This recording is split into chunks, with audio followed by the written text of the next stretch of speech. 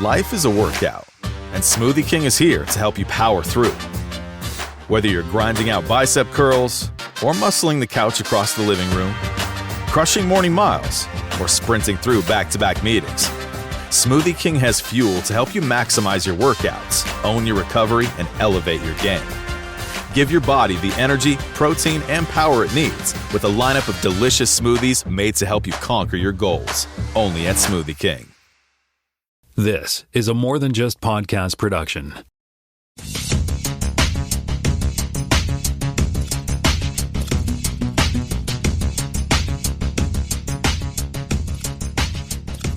Welcome to Podcast Season 8, Episode 4. My name is Tim Mitra. I am in Toronto, Ontario, and I'm joined once again by Jonathan Kuline in Lawrenceville, Bristol, New Brunswick. Hello there, kids. Say that 4 times, you know. Rolls right off the tongue. Lawrenceville. Yeah. And we were right last week that Jaime had a transporter accident. He kind of got combined with a guy named COVID, so now he's Javid. Yeah, so how are we going to separate them now that they've merged? Yeah, well, and we're going to have to kill one of them too. So yeah, we'll have to figure that out. Yeah. Anyway, he says he described himself like the alien creature. But if you watch Alien Earth, spoilers for if you have, there's a sort of a flower creature that kind of just drips like slime. I think that's more like what Amy's going through right now. Yeah. Anyway. Gross. Yeah, it is gross. All right, so we're going to start the show off this week with a keen check instead of a fact check. How about that? Mm-hmm. I love audience participation. I love it. So, shuttle astronaut Dr. Mae Jemison, also the first black woman in space, appeared on The Next Generation as Engineer Lieutenant Palmer in Second Chances, Season 6, Episode 24 of The Next Generation back in 1993. And she's the one that cited Nichelle Nichols as her inspiration. And sort of a side note, too, that LeVar Burton actually invited her onto the show. So that was to follow up on our astronauts on Star Trek stuff, but also Terry Virts, who played Ensign T. Virts, and E. Michael Fink, played hologram engineer. They appeared on Enterprise in These Are the Voyages, ... Season 4, Episode 22, which was the last episode of Enterprise, 2005. So there have been 3 astronauts who have appeared as characters on, or as in roles, actors on the Star Trek franchise. Cool. Yeah.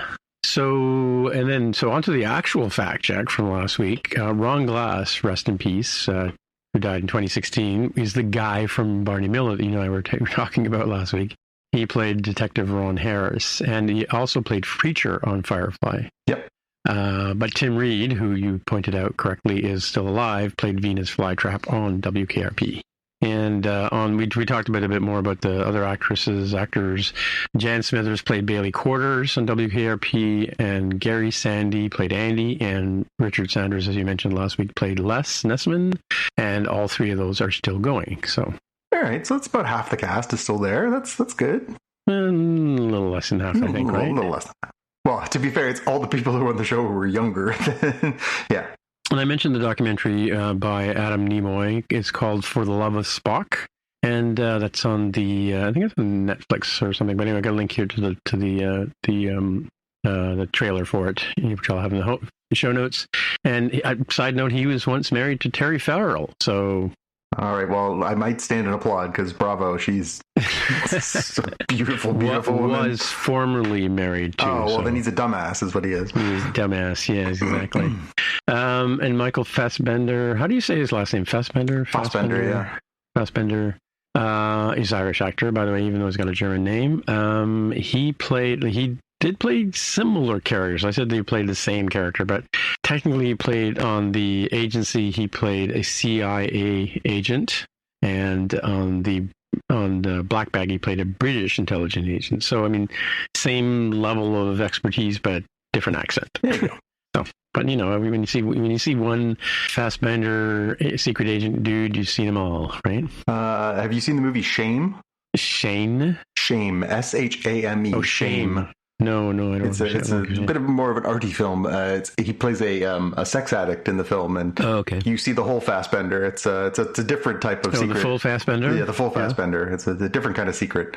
Okay, all right. Yes, I guess so. Well, and on that note, we'll move on to the headlines, and Jonathan's going to carry on. So, in the most awkward segue ever, Paramount had an earnings call this week, the good folks at Paramount, and they talked about how they're going to be prioritizing movies, and movies are their bread and butter. And, of course, this is the new regime at Paramount. They are under new ownership. So the question immediately comes to mind for those of us in the nerdyverse. What does that mean for the long-delayed and oft-rumored Star Trek movies? Well, they did actually bring them up at this earnings call, and apparently they confirmed there are two Star Trek. Yeah, it's one of those Star things. There are two Star Trek movies in development. One is the long gestating Star Trek 4, starring the crew that we have gotten to know in the J.J. Abrams Star Trek movies, Chris Pine and all. And the other is Zachary Quinto and and the other is apparently a more of an origin of Starfleet, how it all came together, how they decided to do a Starfleet kind of origin picture that apparently they are working on. So for those of you who have been wondering, hey, are we ever going to see Star Trek in the movie theaters again, especially as they wind down a little bit on the Star Trek television side, because we are now, I think, down to 2 shows, and one of the shows hasn't even debuted yet, so and they've already canceled the one that's on, so I think we were all kind of wondering... Canceled it, or is it ending? Well, ending. I mean, they're ending Strange New Worlds as of the truncated season 5, and we're not even halfway. Well, we just finished halfway through season 3. So, I see. Okay, but they're already filming season 5 because they already finished season 4. Anyways, the point is, there's less TV than there was this time last year, and now I think we're kind of wondering what are they going to try and do with this stuff. And apparently, their plan is to take Star Trek back to the movie theater. So I can't decide if I'm happy with this or sad about this. I don't know. I mean, I like Star Trek on TV, I think probably more than I like it in the movie theater. And I think that's true across the board. There have been some bangers. There's been some really good ones, but there's also been some pretty terrible ones. I can't say... I think I like the TV shows more. Let's do a poll. How do people feel? Yeah, well, I mean, my 2 cents is like 2 hours or 3 hours or 4 hours if you're that guy from that movie, Zack Snyder? No, Snyder? Yeah. Which one? Who's the one who does the really long movies? Oh, Zack Snyder, yes. Zack Snyder, yeah. So if Zack Snyder, if he's, 2 hours is not enough time to tell a story that, I mean, notwithstanding Star Trek shows are only 40 minutes long, theoretically, right? Yeah. But I mean, like in a movie, like they just don't have the same effect that a season has, I mean, like in terms of like you get sort of rounding out the characters and learn nuances about them and stuff like that, right? So you're right. I mean, and then the last Next Generation movie? It was in Nemesis. something. Nemesis was the last. Nemesis was? Yeah. Nemesis was not bad. The one before that was like it was like an episode. Yeah. Insurrection was like an episode. Like it might as well just been a TV show, right? Yeah, Nemesis. They tried to do something bigger. Especially they were kind of doing their homage to Star Trek 2, which okay, fine. But I will say that was the one with Tom Hardy. Yeah, Tom Hardy. Okay, that was the last one. Okay. Yeah. Well, that was the last TNG one, anyways. I must say that I found the 3rd season of Picard much more satisfying than I found all but First Contact of the Next Generation movies. Like, that was a really good, propulsive, something's happening here kind of movie. The other ones, I mean, again, I get Generations, I get the point of it. They were trying to sort of bridge the old and the new, so whatever, your mileage may vary. I think the way they killed off Kirk was blech. But yeah, and I did not love a lot about the other two, but I think the only reason those movies worked, but in the books they go back and they pull the Kirk out of the stones, and I forget who wrote that book. I can't remember. Some guy named Shatner. William Shatner. Shampner. I think it was an American guy. It must have been I'm pretty sure he's from Montreal. Nothing a Canadian guy would do, right? Anyways, I think the only reason that those movies worked is the same reason why I think the previous 6 movies minus 5 worked is because we had spent all that time getting to know all these cast members, and we were invested with them, and we did care what happened to them, and we knew that the stakes were higher generally in movies. I mean, in Star Trek 2, they killed off Spock. That kind of changed the game, right? So I think it was there's definitely something to be said for establishing the characters. It's really hard. I mean, when we talked about Superman and the Fantastic Four recently, it's really hard to come in without that foreknowledge of the characters, without those relationships to them, without caring about them, because you only have 2 hours to make you care about them. And even then, they're like jumping into the action 10 minutes into the movie. You have to care if they get punched in the face, and sometimes you just don't. So, I mean, it'll be interesting. It'll be interesting to see if they can sort of recapture something with Star Trek in the movies, especially if they're planning on trying to do something a little different or something new, right? Yeah.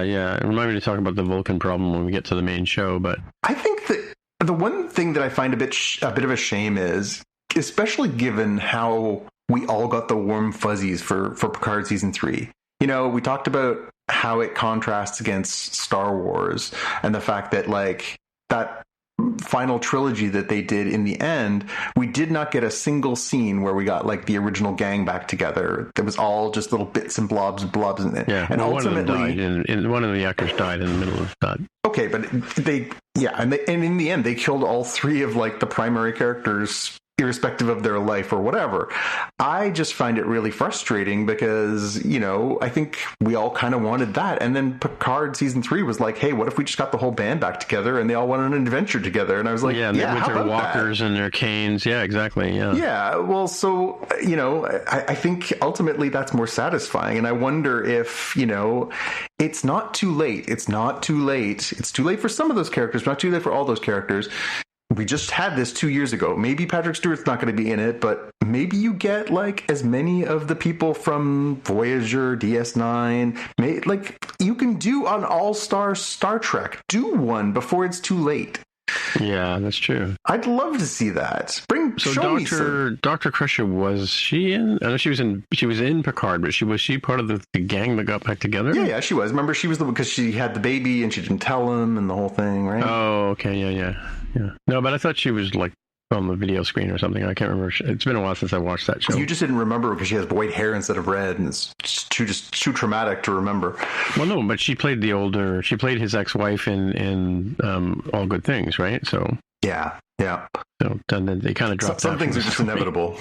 Yeah, ex-wife or yeah, bad news, buddy. Ex-wife or my best friend's wife. You know, yeah. Best friend's widow, I should say. Yeah, it's. I mean, and it's kind of. I mean, I wonder about Paramount though, because I mean, aren't they kind of going through a thing right now? Like, aren't they suffering growing pains because, you know, aren't they like sort of in financial trouble or something like that? Aren't they like merging with somebody? Like, oh yeah, they're merging with Sundance or Skydance bought them. That is, so Skydance bought them, and that was part of the whole. They had to make nice with the Trump government because of that, and we don't want to get too political here, but that was a very big kerfuffle, and obviously there's been some hard feelings. You know, there was the whole thing with Stephen Colbert. There's the whole thing with South Park. So it's complicated. But then this week, Paramount just spent $7 billion or something and bought all of the US UFC rights. So they seem to have course corrected. Not really anything I care too much about, but like clearly there's a huge audience. So whatever. Well, did they give somebody a crystal glass emblem on like 24 karat gold stand, perhaps? Like. And then get their name mistakenly said and a shot taken at them, even after giving them that present. Oh, that's a crossover for the More Than Just Code. Sorry. Yeah. All right, what you got for us? Oh, am I up? You're up. Am I up? Oh, well, yes, I kind of sort of am up. I'm up on behalf of, again, audience participation from Dave Price. He sent us a link to an article that Anthony Starr says goodbye to Homelander as the boys' final season wraps shooting. So in We Created a Monster and I Will Miss Him. So yeah, it's interesting it's interesting that, this is what he said, we created a monster and I will miss him, but this is Anthony Starr talking. So this is in Variety, and I guess we're seeing the end of the boys, as it were. Yeah, all good things, they say. Well, I'm sure going to spin something out from that. It's such an interesting universe, right? Well, they did actually show pictures today. I didn't bother putting in our notes because all it was a few promo pictures, but they put some pictures up today of the prequel, Vought Rising, that they are doing for Amazon. So there's, and Gen V's coming, and, I'm sure if they can continue to keep this rolling in some capacity, they will, because they've kind of not just created the boys, they've kind of created a world around this, so they can still do some stuff. Yeah. Yeah, no, it's pretty cool. Pretty cool, I must say. All right. And then on a side note on that same thing, speaking of shows ending, there's three shows ending in a row here. So Resident Alien, which I've been trying to catch up on. For some reason, I think I missed the broadcast cycle of season 3. So I'm trying to catch up on season 3. And as I watch each episode, I'm like, oh yeah, I've seen this one already. Because season 4 is now currently on, and I want to make sure I get it all in before it goes away from my streaming capabilities, right? I can't remember if it was when I was still with Rogers I couldn't get it after the fact, but because it's on Crave now, right? So, which is kind of connected to Bell, right? So I am currently enjoying season 3, and I'm going to finish season 4, and so that's ending filming soon. I just saw an interview with them on some show where they announced that. And what's interesting though about it was the showrunner was there too, the creator, and he said that they every year they're thinking this is the last one, right? Like if you ever watched any of it, if you ever watched the season, it is fairly ridiculous. But Alan Tudyk is great, right? But the cast is always sort of on pins and needles every year, but now they know finally that this is the end, even though they probably had more stories to tell. Their network or whatever, I think it's Sci-Fi in the States. Yeah, Sci-Fi, didn't agree. So, but at least they had time to sort of write an ending. Otherwise, the world's going to just get destroyed. That's the other, possibility, right? That was the whole gist of that thing. He's trying to prevent the world from getting destroyed. Yeah, I haven't watched the show. I've read a bit of the comic book and enjoyed it, and so I understand the sort of basis of it, but it hasn't been easy here in Canada. It wasn't sort of really available. I saw that it dropped on Crave. They kind of dropped everything all at once recently. But before that, you had to watch it through Rogers, right? Appointment TV, yeah. Yeah. It was on Space, I think. Yeah. That's why I started watching on Space. But I don't have I do have a Space subscription now, but it's part of my TV package. But I'm watching it on demand basically after it's been broadcast. It's worth a watch if you can ever get a hold of it. And I think they did have a sale on the seasons, and they'll probably throw it into a whole, all 4 seasons for X dollars, right? Sort of on iTunes. Yeah. But I didn't want to buy it on iTunes because why should I pay for something? Why would I pay for the cow if I get the milk for free, right? Yes, that's how that's supposed to go. Yeah, not exactly. But anyway. All right, back to you. All right. Got a couple of trailers. Got a trailer this week. Star Wars Rebuild the Galaxy. You might remember we talked about this last year. I don't know if you ever watched it. Did you watch it? I didn't. No, I didn't. Yeah. But I know the gist of it. Just a very quirky take on the Star Wars Lego stuff. So last year they did Lego Star Wars Rebuild the Galaxy. The premise is basically, what if someone in the Lego version of the Star Wars universe messed things up and everything got remixed. So good is bad, bad is good.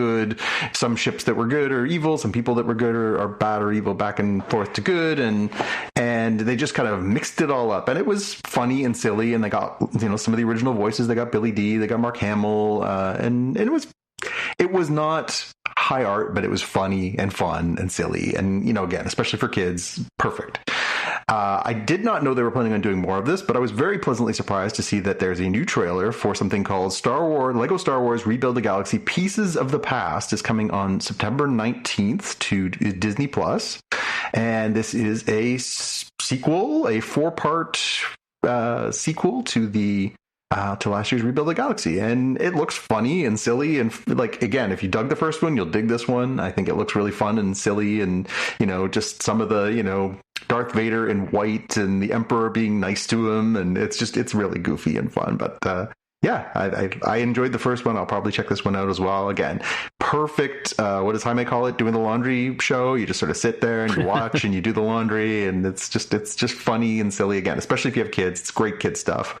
But it's yeah, and they did actually do toys too last year too. So maybe more toys coming this year. Oh, you mean they made toys, right? Yeah, they made Lego toys of the weird and wacky, mixed up, version of Star Wars, and yeah, it's kind of fun. So is that just another like Paw Patrol promotion there on the show? Pretty much. I mean, again, it's perfect kid fare. It's perfect like late Sunday afternoon fare. It's not gonna hurt your brain, and if you look away for a minute, you might miss a sight gag, but it's not gonna kill you.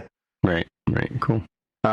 Thunderbolts. So Thunderbolts Asterix was the sort of surprise Marvel hit of the year, and I'm going to come out and say it. I think it was the best Marvel movie of the year.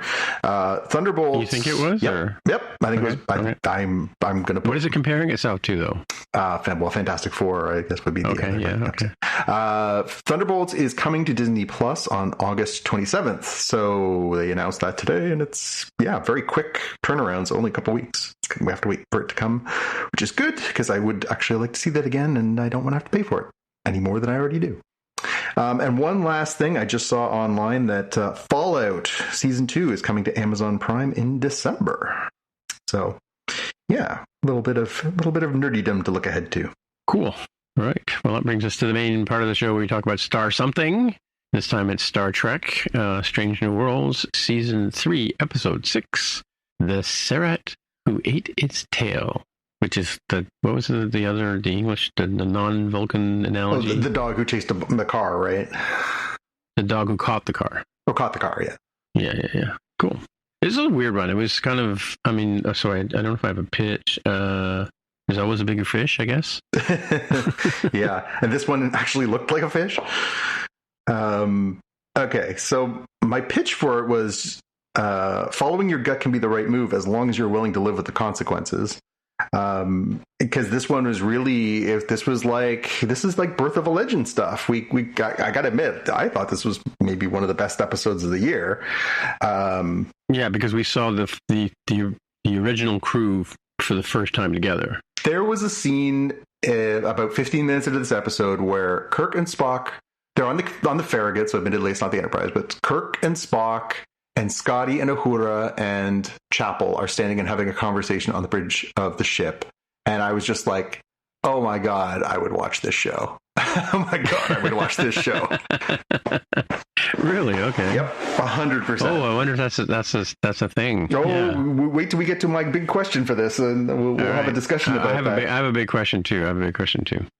I mean, this one was basically, this is, Kirk's on the Farragut. The Farragut gets damaged. The Enterprise comes to the rescue. Then the Enterprise gets taken away by this giant, ship. And then the Farragut, with the help of Spock and Scotty and Chapel, have to go and Uhura have to go and try and, bail them out. And turns out to be a pretty rollicking adventure. And we see a little kindling of the spark of a good working relationship between Kirk and Spock and Scotty and Kirk, and yeah, it was.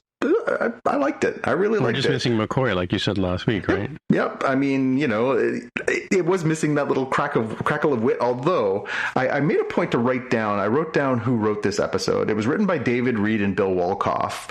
Now they've each written some of the episodes of the series before. Wolkoff he wrote for Star Wars Rebels. He's written for The Boys. So these are good writers, and they teamed up to write this stuff. Both of them are co-producers I think they're co-producers of the show, which technically means they're really influential writers. And I thought this was a crackling episode, really, really well written. Very sharp dialogue, really well delivered by the cast. I mean, can't diminish that at all, but I really thought this was a well-written episode. Lots of crisp dialogue, really, really moved and funny. When I started writing down the quotes, I stopped at one point because I was just like, damn, this whole episode is really quotable. Lots of little wits and witticisms. Tons of Easter eggs. Yeah, tons of Easter eggs. This was really good track. For my pew pew pew for this one, I thought the final scene where Kirk's trap to try and get the Enterprise out of the bad guy's ship, where they launch the nacelles and do that. I thought that was a terrific sequence. That was the nacelles crashing into the ship. Spoilers for those of you who haven't watched it. Yes, it was. That was the denouement. That was what destroyed the other ship. I guess because the nacelles are going to.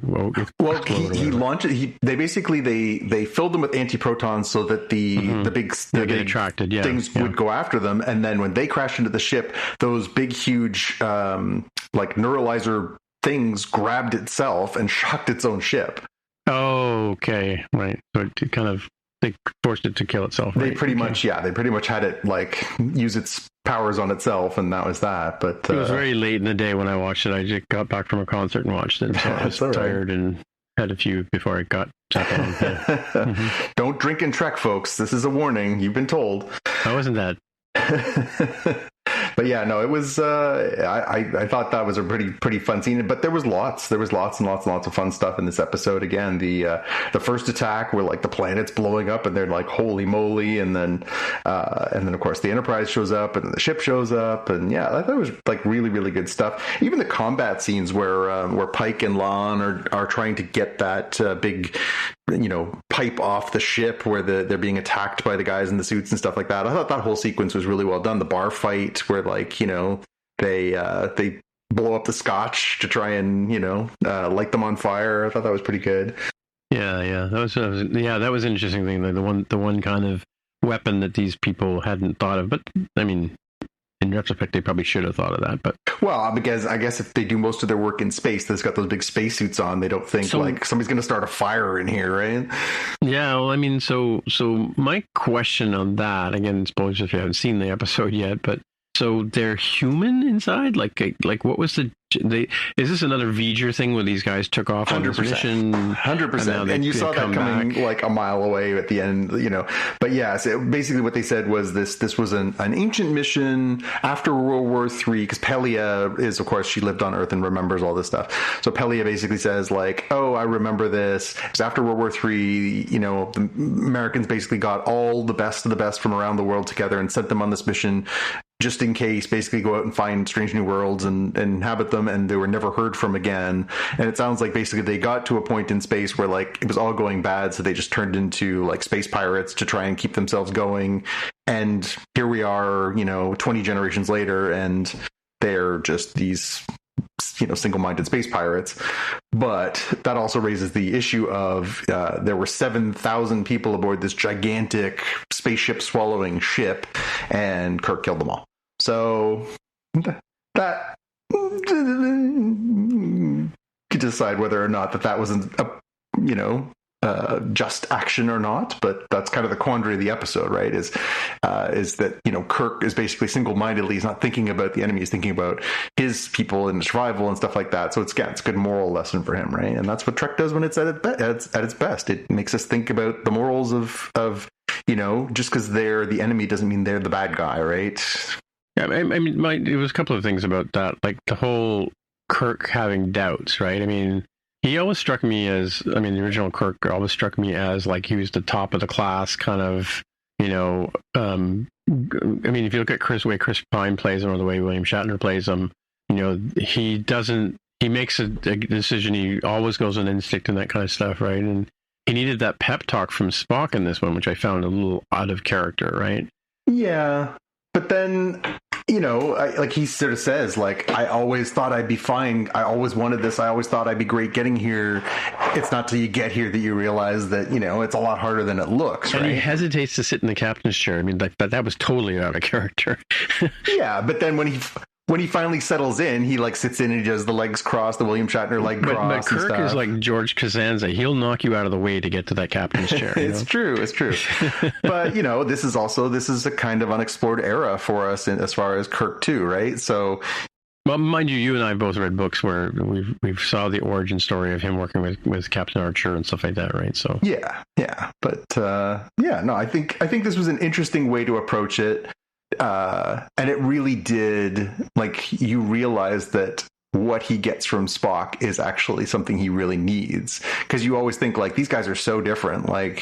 you know, and, you know, with Spock coming to him and being like, listen, you know, you got to dig in here, man. You got to figure this out. Like, we'll do this together. You just got to calm down. Well, and it's almost like, you know, Spock is the more experienced officer, because he says to him at one point, well, you know, if something goes wrong, I will demote you, right? Yeah. Yeah. So, I mean, from that point of view, he's not a captain, but, you know, well, they're both first officers, right? I think. Yep. Or no, Spock is not. Well, Spock's not the first officer at this point, right? He's just a science officer. Yeah, right. But more experienced.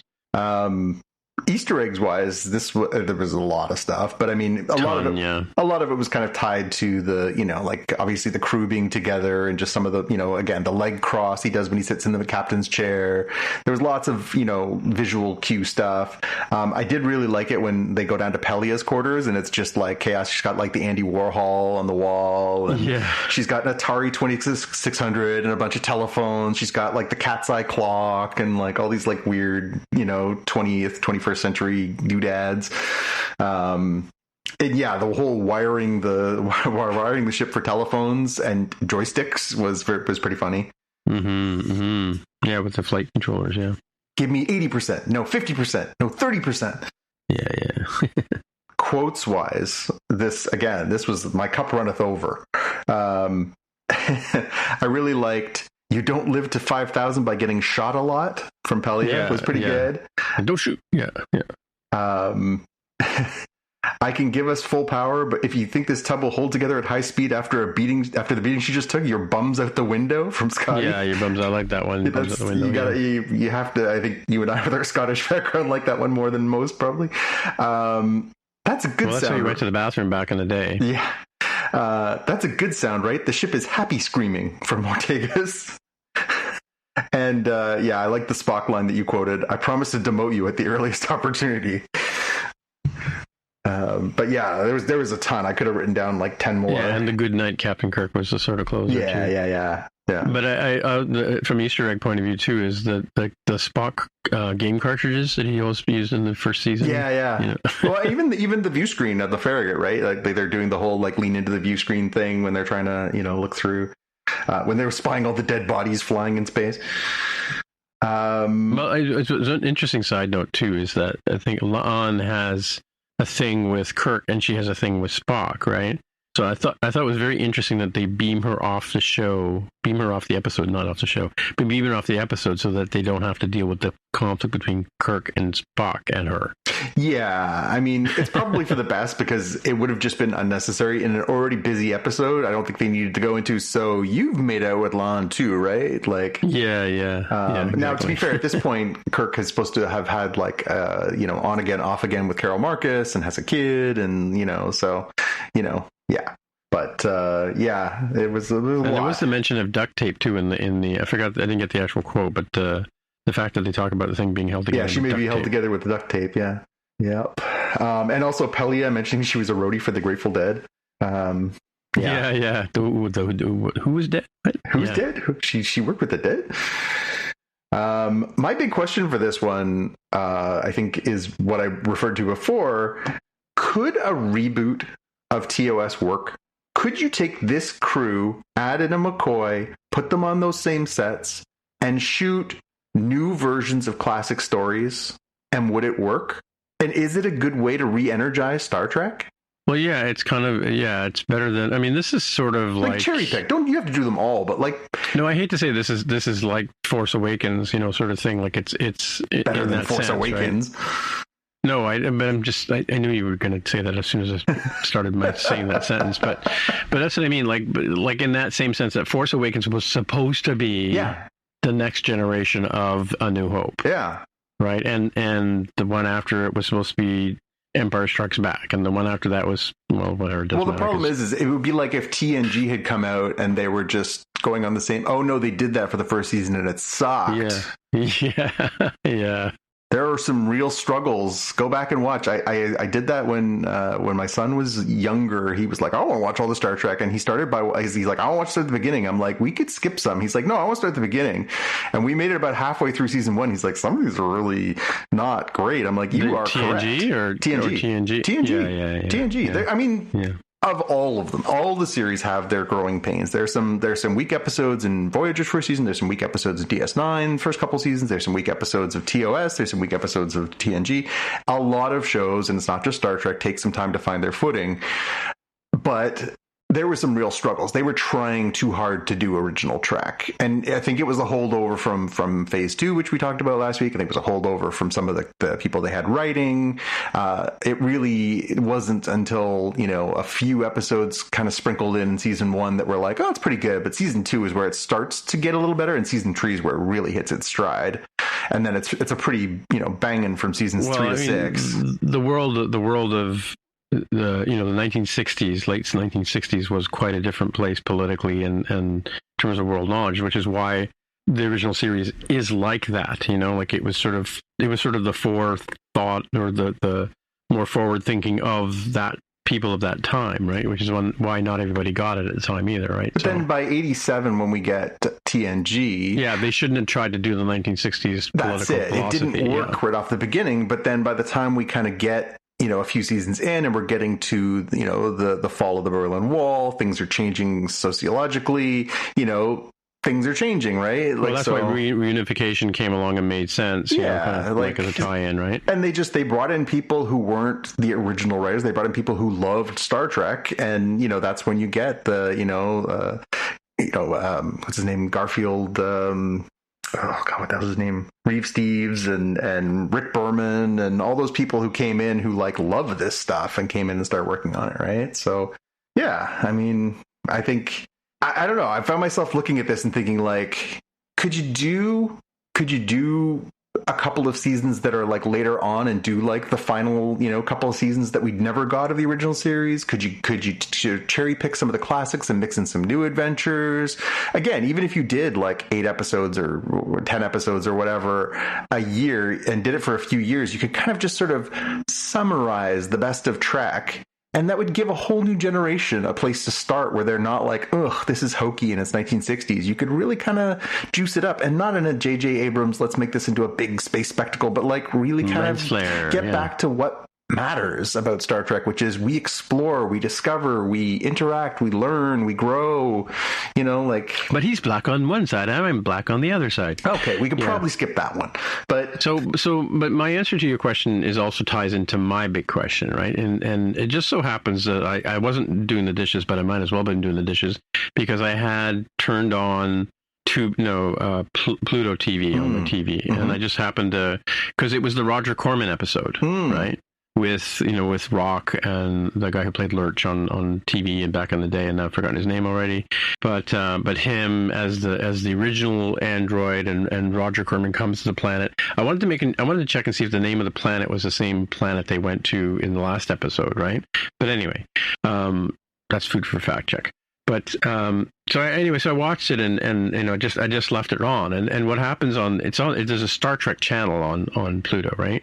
Sorry, there's an original series channel on that. So then it ended that episode, and then for some reason it went right into The Cage, right? Which is the Jeffrey Hunter story, right?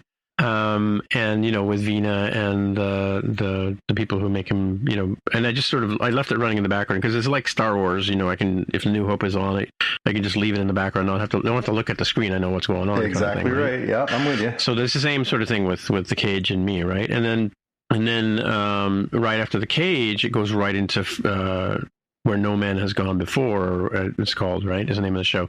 And that is the first episode with William Shatner as Kirk, right? And Spock is number 1. There's a different doctor. It's not McCoy, right? Yeah.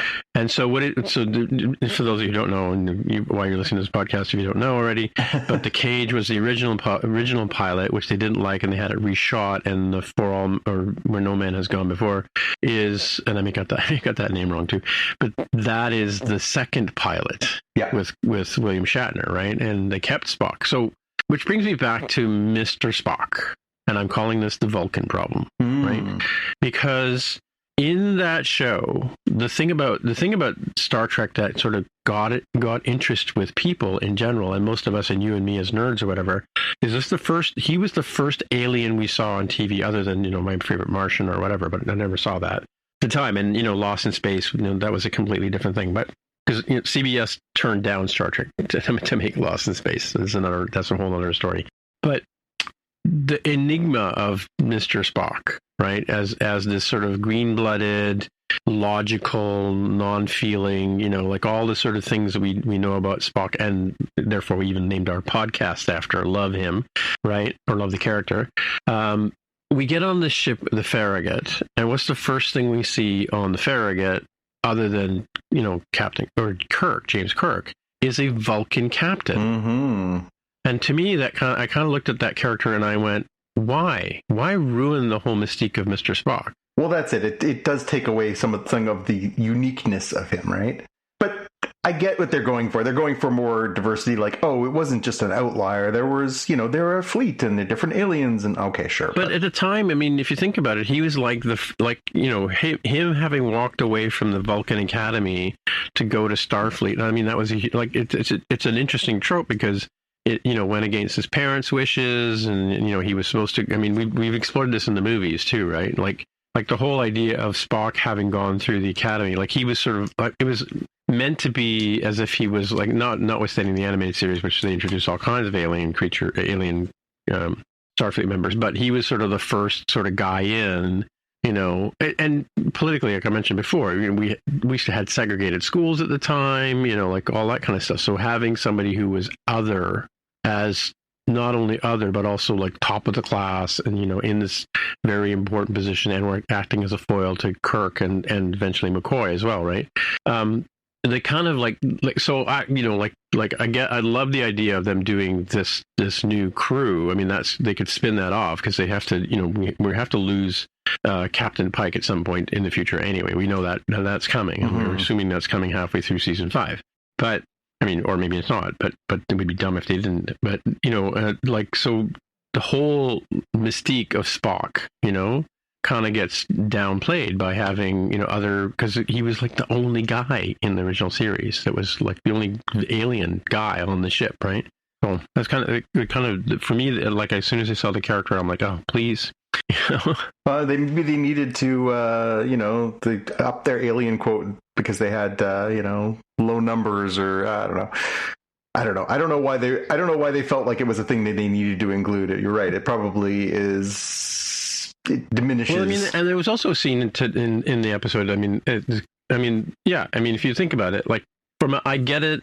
I hate the word woke, but I get that we want to be diverse and all that kind of stuff. But there's a moment in this episode that we're talking about, the Sehlat and Who Ate Its Tail, where it's like Kirk, Spock, and a female crew, right? And it's Pike and a female crew, right? Because on he's got Ortega, he's got Mitchell, he's got Pelia, he's got Una. Right. Yep. Anyway, so it's kind of like, I mean, I get it, the pendulum swings and all that kind of stuff, but I mean, and don't get me wrong, I'm 100% in favor of a diverse cast and that kind of stuff, but it's just like it sticks out, right? Yeah. No, I mean, I get it. It's just a question of, are they doing these things for the right reasons? I think the idea of giving Kirk a foil who is, it would probably be, I mean, they were probably trying to infer that it might be challenging for him to take advice from Spock because he's used to dealing with a Vulcan who is intractable. He describes his captain as hard to deal with. So maybe they were just trying to sort of reinforce that, like, it wouldn't be easy for Spock to get through to him or something. Like, I get what they were trying to do maybe, but also you're right. It probably doesn't sell very well when you're like, but hey, wait a minute. Isn't he supposed to be like, oh my gosh, Vulcan, this is a rarity to see, not like, yeah, I work with this lady every day. Yeah, that's a fair point. Somebody pointed out here on the trivia on IMDb that they beamed La'an off the Farragut so that the original crew would be left behind. Yeah, well, and also they won't have to have the awkward conversation of, didn't we both make out with that incredibly beautiful security lady? But I mean, that leaves the 5 OGs, right? Well, so they did have the other officer, the one officer that seemed to survive on the bridge from the Farragut in the first place, who was just quietly sitting in her chair, not like participating. Oh, yeah, the communication woman, yeah, because she was at the helm, I think, earlier on, and then later on she's back at the back station. But yeah. And at one point they say, like, how many times has Uhura helmed? Yeah. Twice, including this one this time. Yeah, reassuring. Yeah, last time we let the counselor drive, right? Yeah, right. Overall, again, I thought this was a super strong episode. That was really, really well written. I thought, as far as sort of kind of a moment we've been waiting for since they decided to do this sort of prequel series. We've been kind of waiting for them to do, hey, let's get all the gang in a room. It does still make me wonder, though, like, wow, under what circumstances would we need to see McCoy? Are we going to see McCoy as part of Strange New Worlds? Is that necessary? I mean, I don't know. It's weird that they introduced Scotty and they were just like, and you work for us now. Yeah, McCoy will come in kicking and screaming. Yeah. You're not leaving me there. Yeah, good episode all around, I think, for sure. Mm-hmm. Now, a word from our sponsor. Now, back to the show. All right, shall we move on to Foundation? Yes, Foundation.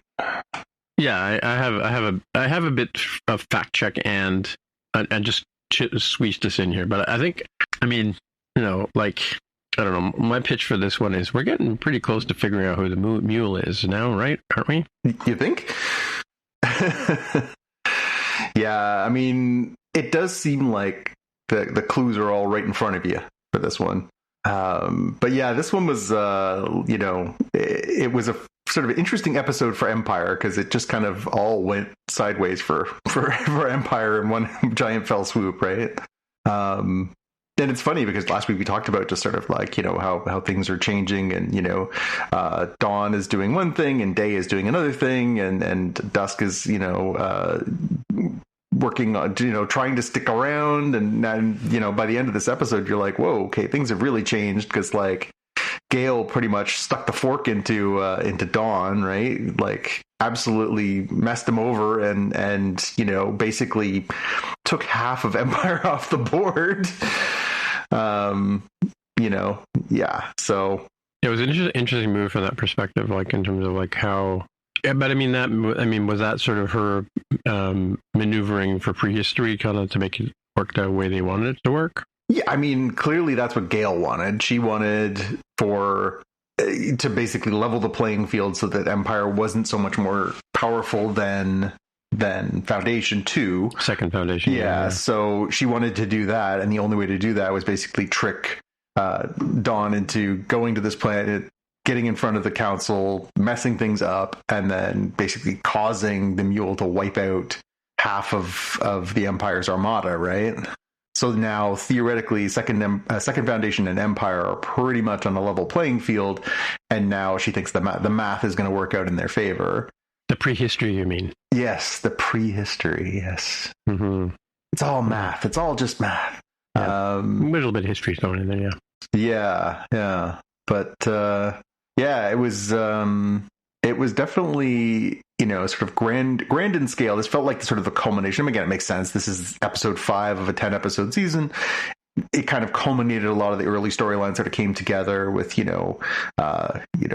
what's going to happen on this planet. They're kind of all sort of, all the action is kind of, aimed towards what's happening on what was the name of that? Calgon. And then of course the mule basically, melts them all by blows up the planet, kills the senator's family. Like, it's just a disaster, right? No, and like what I was saying too is like, we're getting closer to I mentioned 3-4 episodes ago that how I remember the mule from the books is kind of different to how they're playing it here, but I think it's coming to what I remember. Yeah. I wonder if, and we'll definitely need your insight on this in a minute, but I wonder if, so Day has his nanites removed, and so he's kind of gone off to do his own thing. Dawn, they don't really mention that because Gale takes him off planet. But if he gets sucked out of an airlock and dies, does he then decant back on Terminus? Or not Terminus, on what's the name of the main planet? Empire's planet. Yeah, Terminus. Is it Terminus? I can't remember. But yeah. So is that what does he does he get to come back? Yeah, like the whole cloning thing. That's a new convention, I think, written for the show. But I think as I understand it, there are always clones ready to go. Like, you just print a new one out, kind of thing, right? And it becomes day. But I think in theory, they're supposed to age to the point where, and who knows how quickly they age. I mean, do they age in 60, 70 years, or do they age in like 25 minutes or 2 weeks or whatever, right? Yeah. Well, because remember, they showed them in the previous season. It was Trantor, by the way. I remembered it now. So it's Terminus is the one for the first Foundation. Trantor is the way the Empire is. Right, Trantor, yeah. So they go back and show they basically have these like fully like basically parallel grown clones that are like basically ready for your brain waves. Yeah. So if you die, it just basically ports your brain into one of those things, and they Xerox out another one. And well, I think it's probably they probably have like a time machine backup of you. So even if you do go off planet, they have a backup of you. They probably do it when you're sleeping or something, Yeah. So you're not going to get the day that has the experience of going to the planet and causing this revolt and whatever, but you're going to have a day that does remember the last couple of conversations he had or whatever, right? Sort of thing. And I think that in the interview with the actor who plays Lee Pace, he was talking about how he's now the 15th or something. Yeah, they say it in here somewhere because they're talking about it in the past, and I gotta admit, we've obviously spoken about the fact that Foundation is high sci-fi, which means it's layered and complicated and sciencey. But they were having a conversation where they were talking about like, oh, that dumbass Cleon the 14th or whatever, and I was like, Have we seen Cleon the 14th? Is that one of the characters that we previously interacted with? I can't keep track of which one's which because they all look the same, because that's the point. But yeah, I couldn't remember. So Cleon the 17th, I think, was from the previous seasons. I think we're on Cleon the 18th. I'm lost. It jumps. I'm lost. Because I think the first season it was like the 4th or something like that. Yeah. Yeah. So, anyways, it's and yeah, I'm even a little bit lost on because like theoretically, Dawn in this season had a graduation today. So theoretically, the day that we know is day is this Lee Pace is actually technically dusk, and the dusk should be dead, and there should be a new dawn. But they didn't kill the dusk because day and dawn have disappeared, which is technically actually dawn and dusk. And oh, my brain, my poor brain. This is why the show gets a little bit complicated, and why I understand that it can't necessarily be for everybody, because there's just a lot going on. I think it will be one of those shows, if they do get to finally play an end game out, that will probably be really beneficial from having actually you can go through and follow it, and trying to watch it over the course of years is hard. So here's a bit of fact checking, and I think part of it might be the new Google AI doing this for us. But anyway, so Cleon the First is the first emperor, the last emperor of the Enton dynasty. The first is genetic dynasty, I guess, is what they established the cloning system for future. What is it? Cleon 11, right? Brother Day is a prominent ruler during the series, and he is portrayed in a powerful, dynamic leader. So that would be 2 seasons ago. That's the beginning of season 1, right? Yeah, Cleon 12, an aging Cleon who serves in an advisory role, providing wisdom to the younger Cleons. And then Cleon 13, youngest Cleon, is being trained to succeed. So I guess this is where we are. So Cleon 13 is Day, right? So I don't know, because again, we've been doing this for hundreds of years in the show, right? Dawn's the first one. Yeah, so I think that's where we are now, somewhere in there. But they're talking about Cleon. What is this? 14 here on this wiki foundation wiki thing. Honestly, I think if I had a criticism of this particular season so far, as we're at the halfway point, it's that there are so many. It's like trying to detangle a spider's web at this point. Like there's so many characters, and we've jumped through time so much, and because of the continuity of the actors playing these parts, there's no way to be like, oh well, that's clearly a new version of blah blah blah. Like it does start to get convoluted. It really does. Yeah, they should wear name tags or something. Yeah, like they should have to wear on their uniform somewhere like a number, like the prisoner or something. Like you're number 5. Yeah, that's it, on the back of the neck. barcode or something. Yeah, that's right. Well, and again, like you almost need like what's the thing they have on Amazon where you can this X-ray where you can like pull down and be like, who are you playing right now? Yeah. But yeah, it's terrific. It's a good show. It's really well done. Again, I think its production value is superb. I think that the performances are terrific. I'm really digging like chilled out bearded Lee Pace. I've been really enjoying that all year. But although he got beat up in the last episode. He did. Yes, he did. He decided to get rid of his nanites, and he got cornered. He turned down the wrong alley. Well, but then that was somebody else, right? Remember, he tricked he had somebody else put his uniform on so he could sneak away because they came after him, right? Yeah. Oh, so he didn't get beat up. He did not get beat up. Somebody else got beat up in his name. Yeah. Right. Yeah. Cool. Yeah. Oh, you did the quick switcheroo. I don't know. That's right.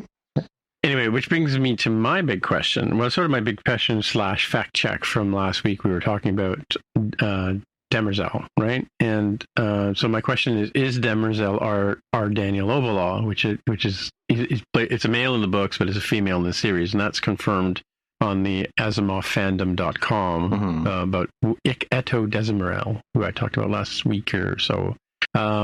Just one of them, I'm going to read here from what I've gotten the copy of the text here, is that Eto Desmerel is just one of the many alter egos of our Daniel Ovalaw. As Demerzel, Daniel was able to, in the books, be the first minister to Emperor Cleon I.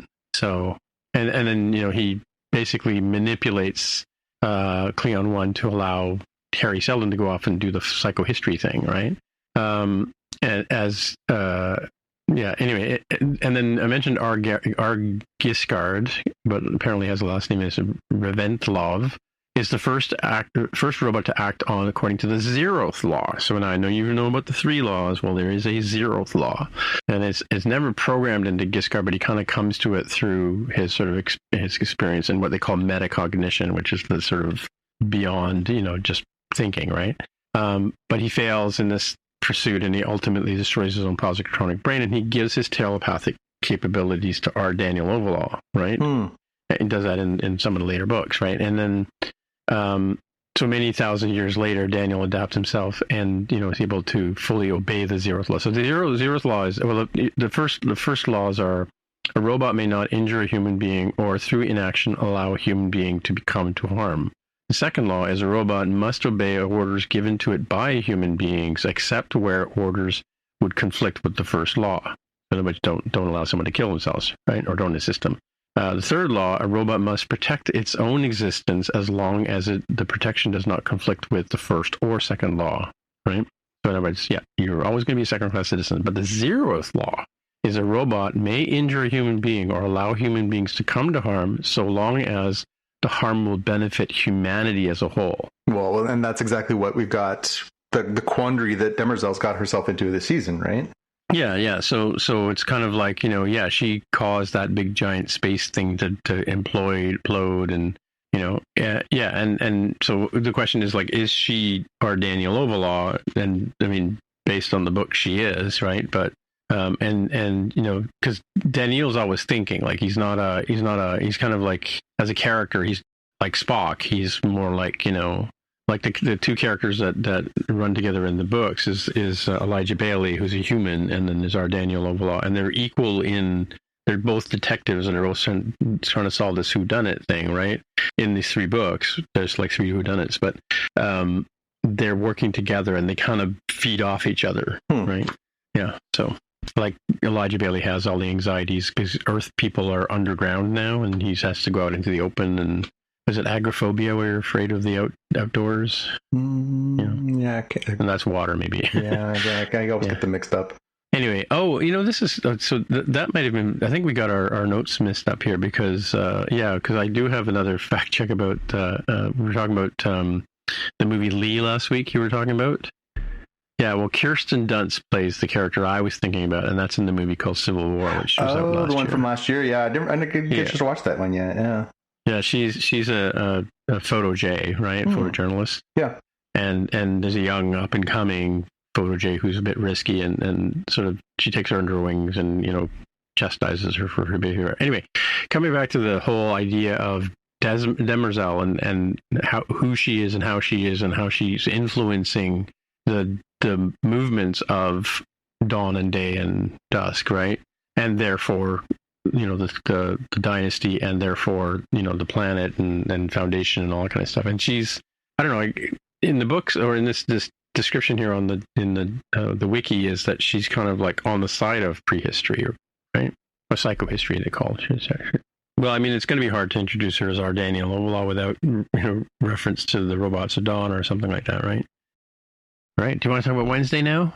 Yes, let's talk about Wednesday. Season there wasn't like a 20-minute like gap there between where we are now and where we are here in the If show. Our conversation previously ended slightly abruptly, that is on my end, as I had some technical issues, folks. So needless to say, we love Foundation, and we're going to keep watching it. So I think I mentioned last week that I watched the first 2 episodes of Wednesday, and it was pretty... Oh, no, actually, I only watched... Did I watch the first 2? Or did I watch the first one? Now I'm confused. The first one ends with Wednesday having a vision of someone's death. That was the first episode. What happens was the gist of the second one. There is she finds a dead body that's been killed by crows. Does that ring a bell? Yeah, I think it's the guy in the van, right? Yeah. No, there's a second victim. Yes, a second crow victim in the second episode. I guess I've only watched the first episode. All right, so let's talk about that first episode of Wednesday, folks. I thought this, the first season was a surprise for me. I didn't know what to expect. I mean, Tim Burton is, I find, honestly, hit and miss for me. I've really, really, really enjoyed some of his work and really, really found some of his work to be head-scratching. And I find him a little bit too much sometimes, and so I wasn't sure what I was going to get into for the first season of Wednesday, but I dug it, and I really thought that there was a lot of charm and just sort of fun. It was like definitely a more sort of sardonic, horror high kind of concept than Harry Potter or anything like that. And, it definitely had some of that same sort of dark wit that the Addams Family comics used to have, and that the Addams Family show used to have, and that the Addams Family previous movies used to have. I thought the cast was pretty killer. Like, they definitely kind of splashed that out and did a good job. And so I wasn't sure what to expect for season 2, but I like the idea that it does kind of follow that similar Harry Potter trope of like, I guess he comes to school and he's like instantly famous. Everybody knows who he is because he survived, right? Whereas in this one, she comes back after season 1 and now she's like famous. Everybody knows who she is. She saved the school. She solved the crime. She caught the Hyde. Like, so it's a whole like, and she hates it. And so there's lots of funny moments of her just being like, please leave me alone. And yeah, kind of interesting. They wrote out the love interest character Xavier from the first season because that actor has had some off-screen issues that we won't get too far into here. But needless to say, the last thing I read about him was that he was working in a coffee shop somewhere in Santa Monica. So that character needed to be written out. So they just kind of said, "Oh, his found family pulled him out of school and sent him to Europe and whatever." So that was a thing, but it's a shame in that, I mean, obviously, if you know the backstory of what this young man is accused of doing, then it's probably for the best he's not on the show. However, I do think that it's a bit of a shame because I thought the sort of her Wednesday being the curmudgeon and the sort of, sardonic curmudgeon that she is in the first season, while simultaneously kind of being caught between these two boys and having her first kiss and all this stuff was kind of fun. Her going to the dance and doing the now infamous, Goo Goo Muck dance and stuff like that. Like, I thought that was a really charming part of the first season. And I will say, having watched all 4 of the season's episodes that are available, there isn't that sort of vibe in here as much as there was in the first one. So, even through the first episode, they just kind of gloss over it and move on. So, but yeah, the premise of the first season was that, there was this, mysterious creature and whatever. She solved that one. Here, there's this new mystery that's a brew. And at the end of the first episode, she has this vision of her best friend. And of course, her roommate Enid dying. She's in a graveyard and she sees Enid's tombstone. So that's sort of the premise for the first half of the season. Too, or she did, but here the idea is that and this episode starts with her, honing her abilities. She has the book that she got from the library last season that helps her learn more about her psychic abilities, and she's trying to hone it into a weapon, but she's also pushing herself really hard, and it's giving her these like unexplained, severe psychic moments. And so here, we see her in that first part of this episode where she's like uses her powers to try and catch this serial killer that she's been obsessed with her whole life. And then we see her in the end of the episode having this sort of psychic overload where she has this vision where she starts bleeding black from her eyeballs, and she sees the vision of Enid, her grave. And so the rest of the season is about her trying to figure out how to stop that from coming to pass. So they did do things a little differently this year, and I should mention Tim Burton actually directed the first and fourth episodes of this season as well. They did something different with this season, and this is kind of like Netflix's cheat that they've been doing more and more lately. They're doing the same thing when it comes to Stranger Things later this year. It's their way of basically saying, we don't agree with dropping an episode a week, but we are going to spread them out a little bit. So August 6th, they dropped 4 episodes of the 8-episode season, and on September 3rd, they're dropping the remaining 4. Today was the day they dropped the trailer for the second half of the second season, which you can find in our show notes. And if you're like Tim and haven't watched ahead, you probably shouldn't watch it until you've watched the first 4 episodes. There's certainly spoilers in there, because there is a bit of a cliffhangery moment that comes at the end of the 4th episode, as you'd expect, right? But it's definitely it's a different way of doing things. I can't say I like it better or worse. I mean, I like week by week. We talk about it on the show. Like it's sometimes when they drop, 8, 10, even 6 episodes, it's hard to sort of catch up and be part of the conversation. This at least gives you a breathing point where you can kind of get in there and have a conversation and work out what's happening and maybe build some anticipation for the second half. But I'm pleasantly surprised, having watched the first 4, that it doesn't really lose a step. It's still kind of fun. It's still kind of quirky. Lots of fun characters. Her family gets a lot more play in this season, so they're around a lot more. So it's not just Wednesday with a few cameos. You get a little bit more presence of her mom and her dad and her brother, and she has some other family members that pop in. Of course, Thing's always there. And then there's a whole bunch of new guest stars, and some familiar faces from the first season come. And yeah, so it's... and then Steve Buscemi is now the new principal, Barry Dort, who is, it looks conspicuously like the founder of Nevermore Academy. But I really kind of dug these first 4 episodes. I wasn't sure if it was going to be like, okay, you got to kind of ramp back up, but they kind of just sort of drop right in, and it's familiar and it's fun. It has a very sort of a vibe to it. The whole sort of, dark and spooky, but also, they're kids and they're having fun, and yeah, I like it.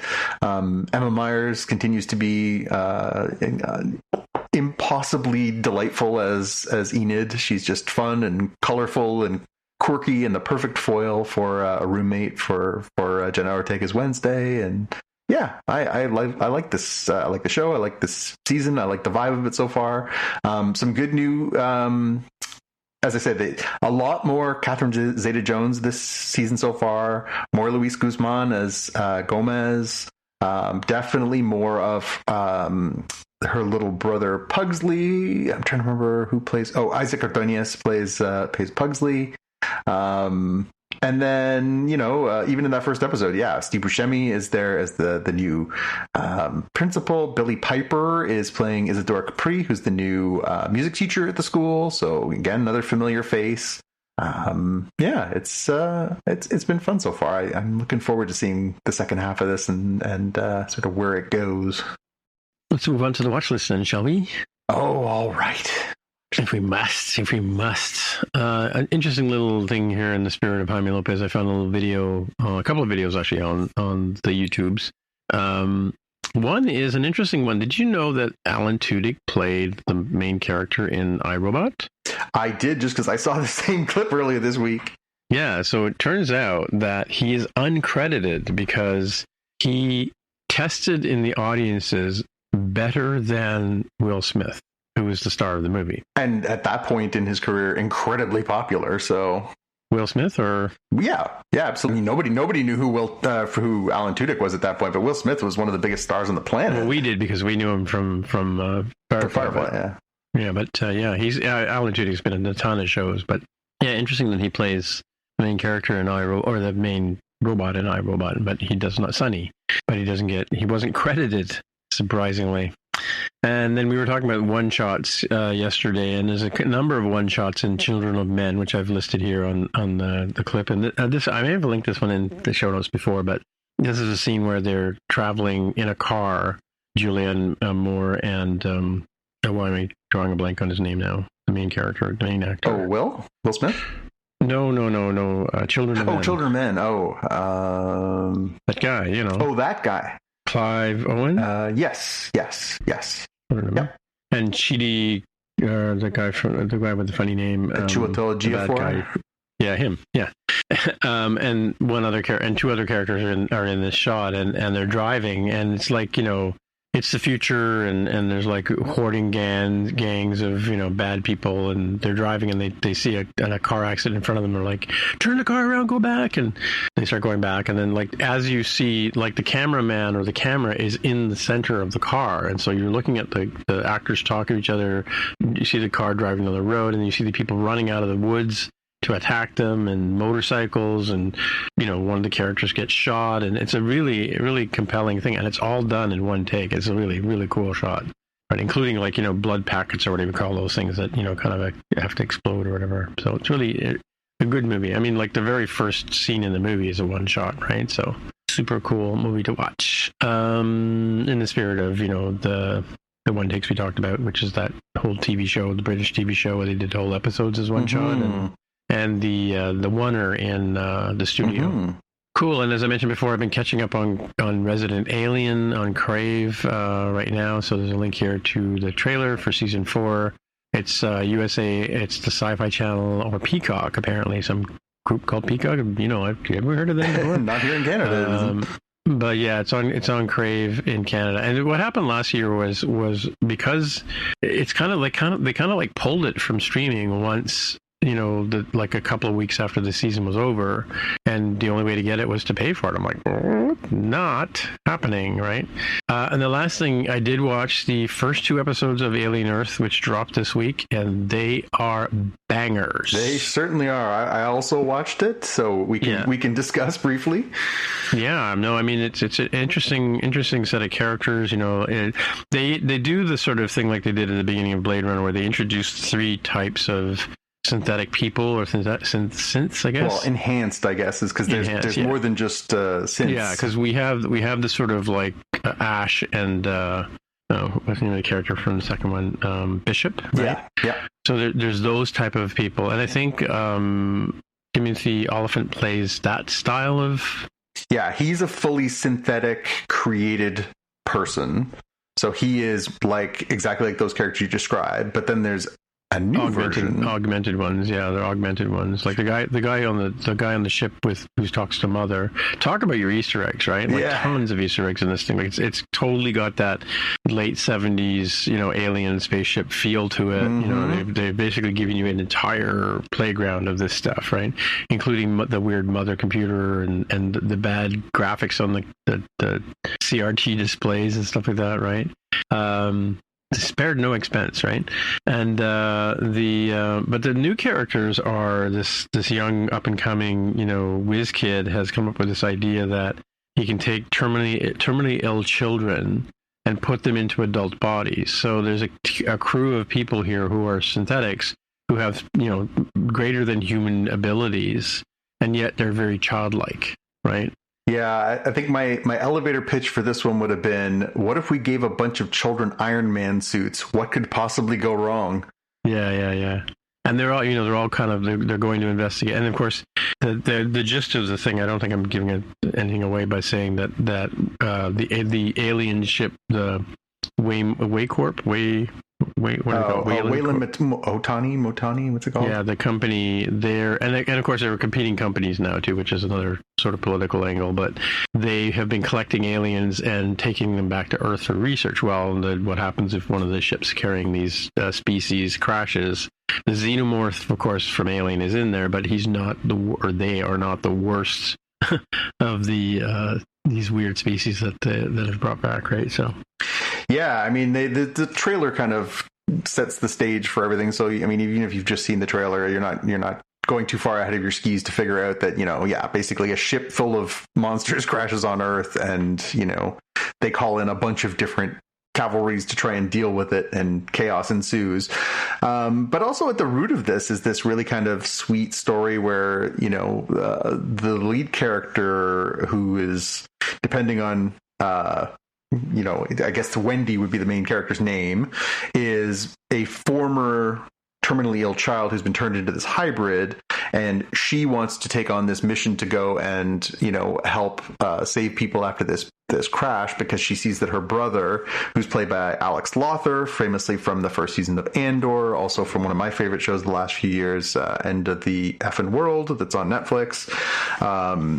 And so the first two episodes are sort of about them and their dynamic, and then eventually they're sort of ending up in the same place at the same time, along with these I mean, the creator of them, the Boy Cavalier, literally calls them the Lost Boys, right? This is Wendy and the Lost Boys, and it's all these different hybrids.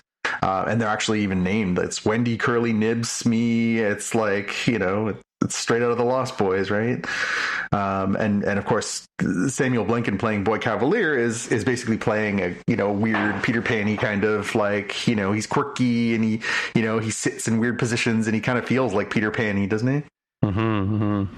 Yeah, and there was one of the guards that was killed in the first episode, unfortunately, was the Thai actor from the last season of White Lotus. Did you watch White Lotus? I did. And so they kind of do some timey-wimey stuff in the first couple of episodes where you're not entirely sure what happened aboard the ship to cause it to crash. You kind of meet the crew early, and then it sort of jumps ahead to like all hell's breaking loose on the ship and it's going to crash into Earth. But you miss the middle, like what happened in the middle. And so my understanding from reading some of the interviews with the creators and stuff like that, and we should obviously mention the name of Noah Hawley. Noah Hawley, of course. Oh, for sure. Yeah. Legion, Fargo, like this is a really... He's also in one of the movies you talked about earlier, right? Which one? Behind it, like one of the Star Wars I saw his name. He was working on one, I think, but he's kind of had this like big, very impressive career the last few years. Anyways, the idea is, I think, that they're going to go back and explore them in between what happened on the ship as flashbacks through the rest of this season too. So you're going to find out why the ship crashed, what led to that. Not just sort of that it crashed, that there is a story there, because we're introduced to one character at the beginning, and then when we second encounter him in the first episode, he's kind of taken a left turn, and he's like, seems like he's working against his crewmates, and you're like, what's going on? And then now you're starting to see it come back around to, okay, there's going to be more to tell. Yeah, and he's a cyborg, which is, I guess, one of the other ones. So there's the cyborgs, there's the synths, and I like the way they set it up too. That it's Earth is basically not controlled by countries anymore; it's controlled by corporations, and so they all basically have their staked out. And so, like, North America and South America are owned by one group, Asia is owned by one, and I guess Africa and Europe they don't really clarify, but it's kind of an interesting setup for this. I thought the most interesting thing about this is when it's set and how it's told, because says very clearly at the beginning of the episode, this is 2120. Yeah, not that long from now. No, and they also, like, they're kind of glossing over some alien stuff. Like, this is not necessarily in continuity. Because of the times of things and the encounters of things, it basically ignores Prometheus. Like, there's this is kind of its own thing. So I don't know how they're reconciling this, or if they're going to bother, or if they're just focused on telling a good story, which, hey, that'd be great. You don't have to know much of Alien to enjoy this. You don't have to have all the background. You don't have to have seen them all. It kind of is a fresh start in its own way, because it's not tied to all of the baggage of the origin stories, and you don't have to have watched all 7 Alien movies and plus the 2 Predator Alien movies and whatever. You can kind of just come into it and be like, oh, it's just a cool thriller sci-fi horror movie for 8 episodes, right? So yeah, I agree with you. I think it was really retro stylish show. It looked both like old Alien, and it also kind of had its own vibe. They added some new stuff in. It did kind of felt a little bit kind of Blade Runner-y to me. Like, just something about it had a little Blade Runner kind of vibe to it, which I guess it would. I mean, it's because it's actually on Earth, which we've never really seen too much of in Alien, I guess. So yeah, I don't know. I thought it was really good, and I thought that I wasn't really familiar with Sydney Chandler, who plays Wendy. I don't really know her from anything else. I took a look at her IMDb before or afterwards, and didn't really. She was on Sugar on Apple, which I never made the time to watch. Yeah, she was on, Sex Pistols docuseries that they did, but like I saw that, yeah. But and she was in Don't Worry, Darling, which I haven't seen either. She plays Chrissy Hine, yeah. So I wasn't really familiar with her work, but I thought she was really quite good. I think Alex Lothar is consistently good. Again, I think he kind of stole a couple episodes of Andor.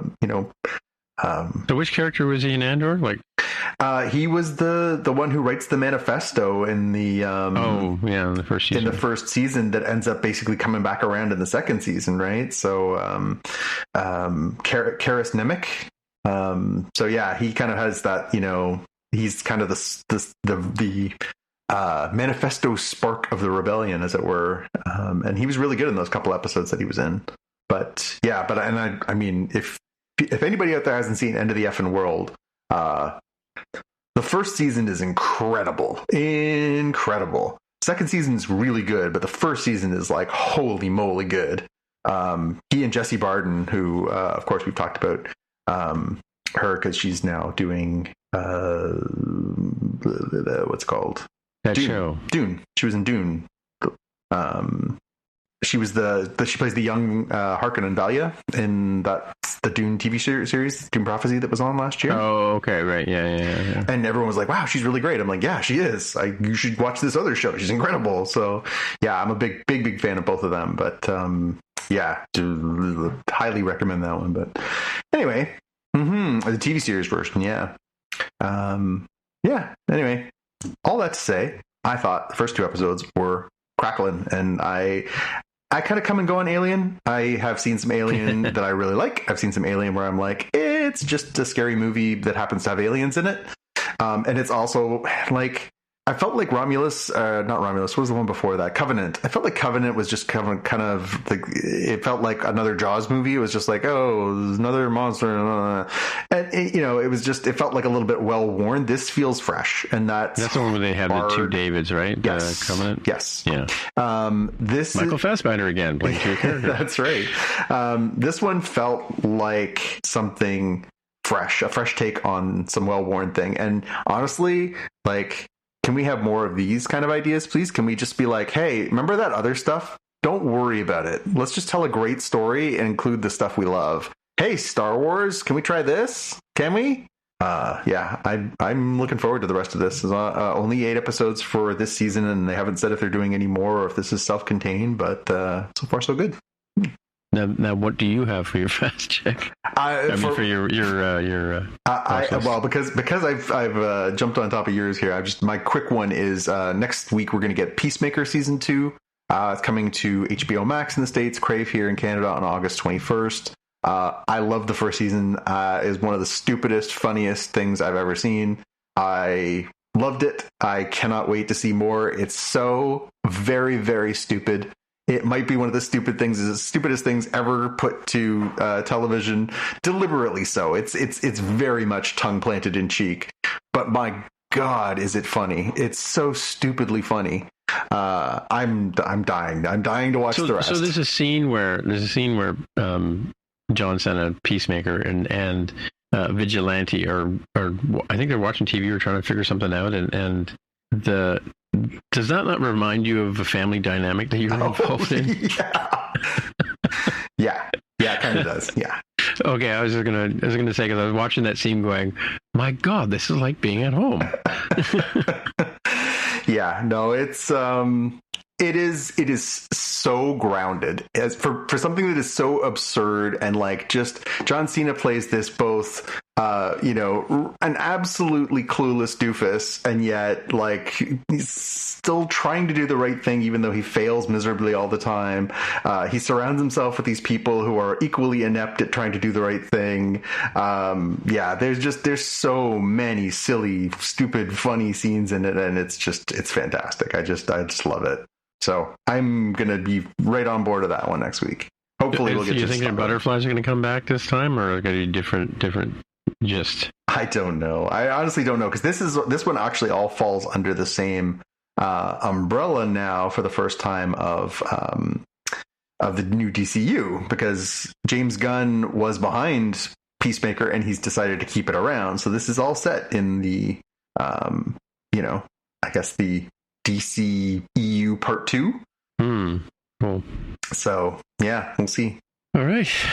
Well, I guess that's it for another week. So, hey, Jonathan, people can get in touch with you. Where would they find you? Oh, I'd start looking on Blue Sky or Instagram. I'm at JPK News. Or if you like some movies, you can watch some stuff on youtube.com/@JPK. All right. And my name is Timitra, Timmitra, and I am on the Blue Sky, the Mastodon. I'm also on YouTube.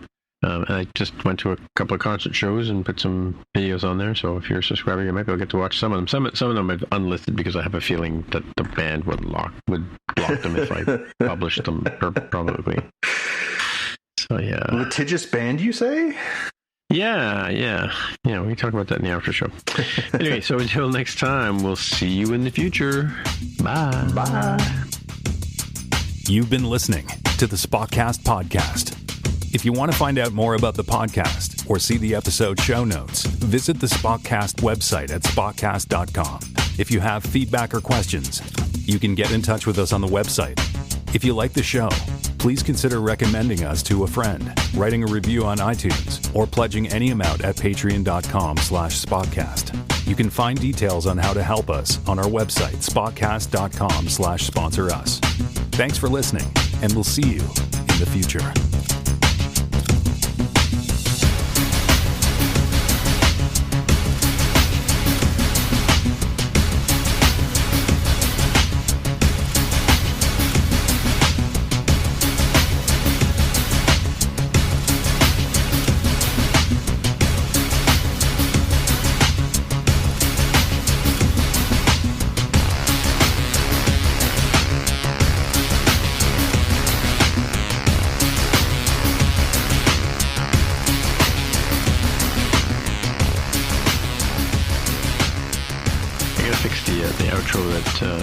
And by the time you hear this, the outro will be fixed, because I used I had to update the outro for some reason. I can't remember why.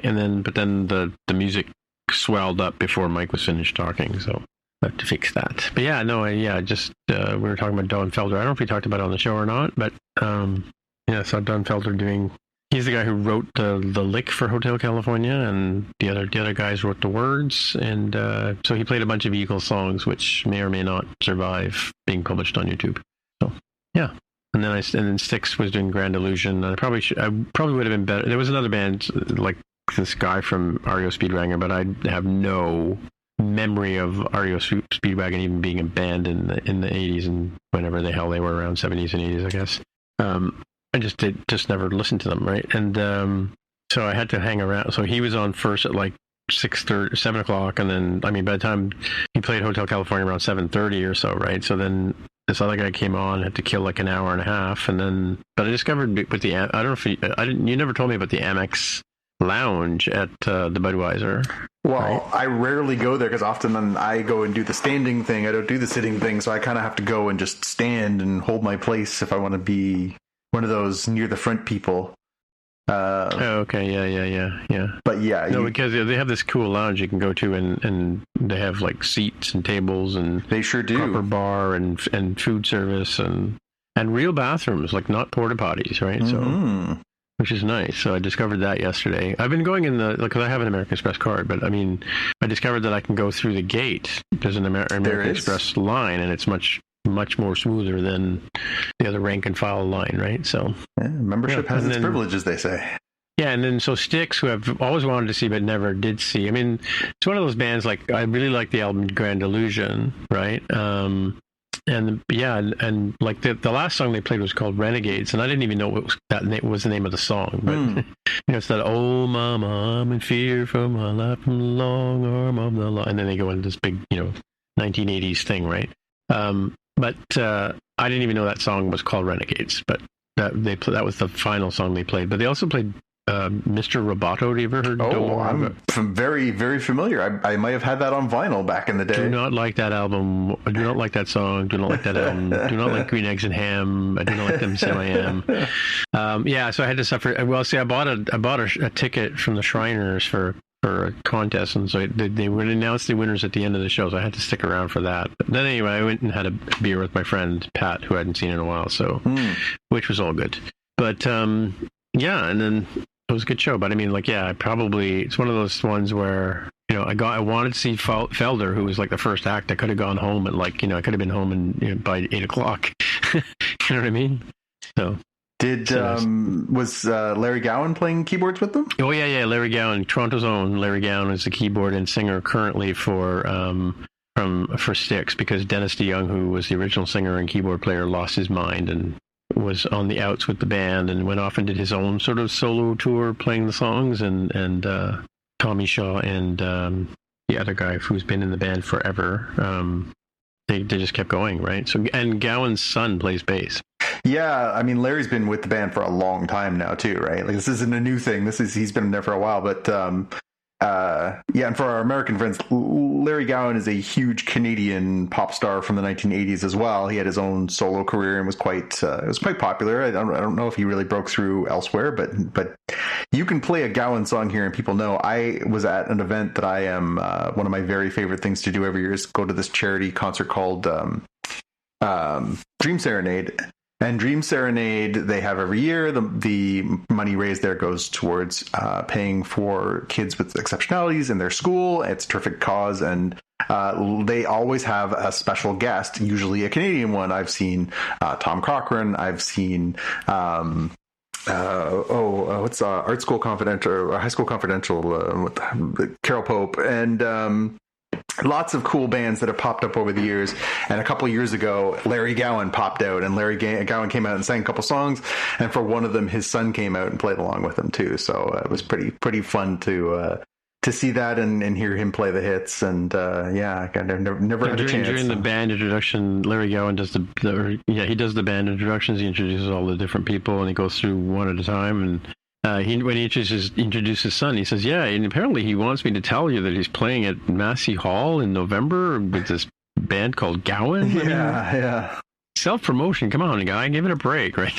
So he's actually promoting his dad's band. Yeah. Well done. Good on you. Yeah. Cool. Well, I'm glad you had a good time. Did you, was it a birthday gift from you to you? No, I bought the ticket when it came up a while ago, because it's one of these things where you see a ticket and the price was good, and the seat I got was like right at the beginning of the 300s, which is hard to get. And I think it was like $90, which is unheard of these days, right? Yeah. I got it early, and it turned out the seats are like, there's a red box. I don't know what they are, like Budweiser seats or Molson seats or something. But you have to have a wristband to sit there or something like that. But they didn't show up for the first act, right? So they're all, because they're all there for Styx, right? So I mean, I got to see. That's why I got the good footage, because I had nobody in front of me, right? So.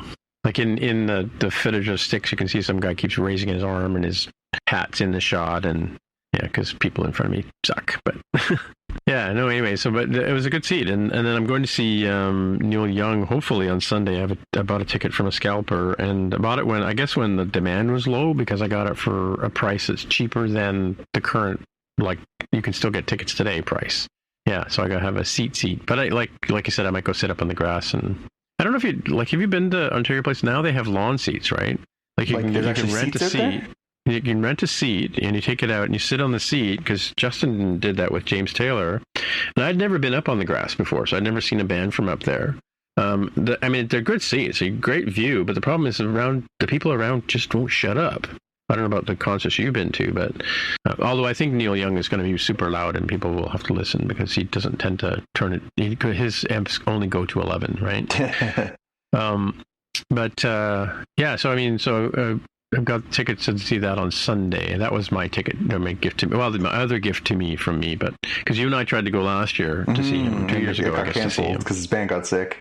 Somebody got sick, yeah, and so I'm going to wear my $300 T-shirt and go. Because I ended up giving because I bought 2 tickets and then Jonathan had 2 tickets, so I gave my 2 tickets to a family member, and with the promise that they would bring me a T-shirt. So I got I think it was $150 a seat or something like that, and then you got better tickets. Yeah. Well, and that's the thing, is because they were 2 shows, but they weren't back to back. They were 2 shows, and they were separated by like 6 weeks or 8 weeks or something. Yeah, a week or something like that. 2 weeks or something. Yeah. And then in the meantime, somebody got sick, and then you and I couldn't go, right? So. And to this day, I've never seen Neil Young live, and may never do so because the chances of him playing down here are slim to none. Yeah, well, yeah, that's true. He's playing in Lake. I think last month or a few weeks ago, he played in Lakefield. Yeah, but he's doing charity because he lives up there. Well, he's from up there, right?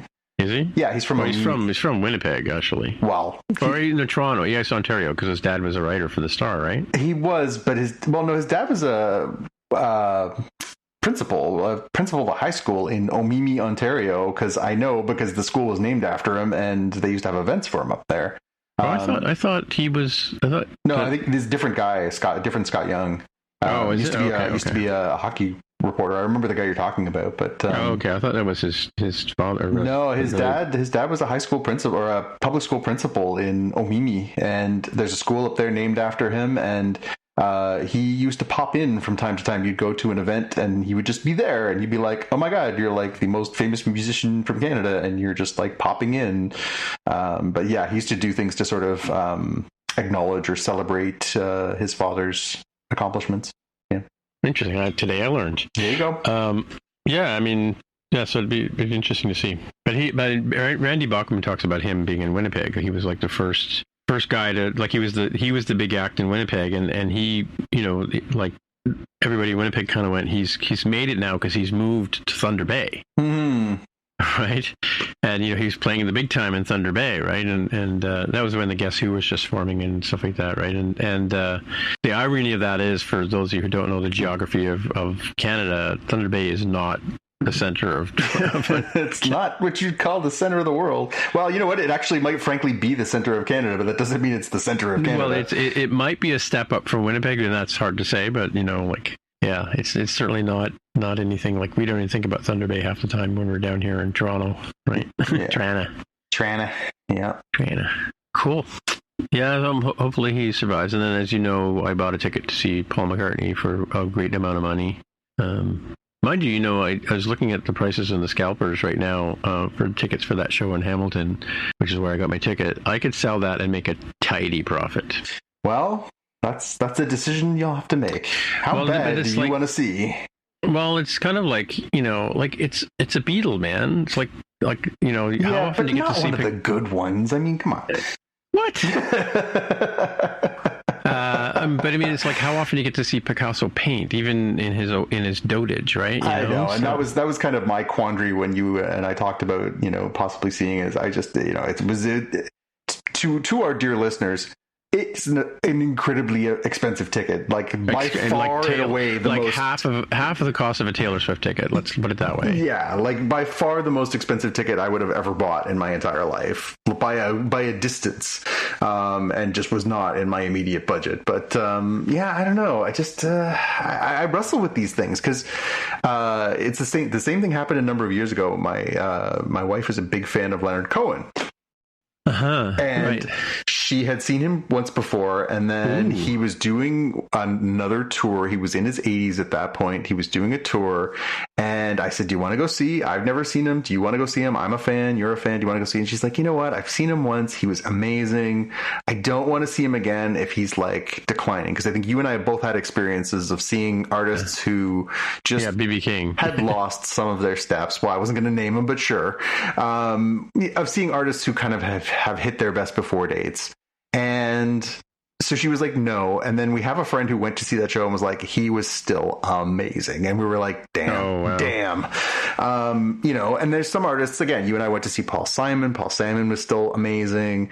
We've gone to go see some legacy artists who, Roger Waters and different people who are, in their 70s and creeping towards their 80s who are still amazing. So there's a David Gilmour movie coming out in September, I think, for those of you driving at home. Yeah. But yeah, it's a tough call, right? It's a tough call as to whether or not it's like, are you going to get the best of, Paul McCartney's 80 years old.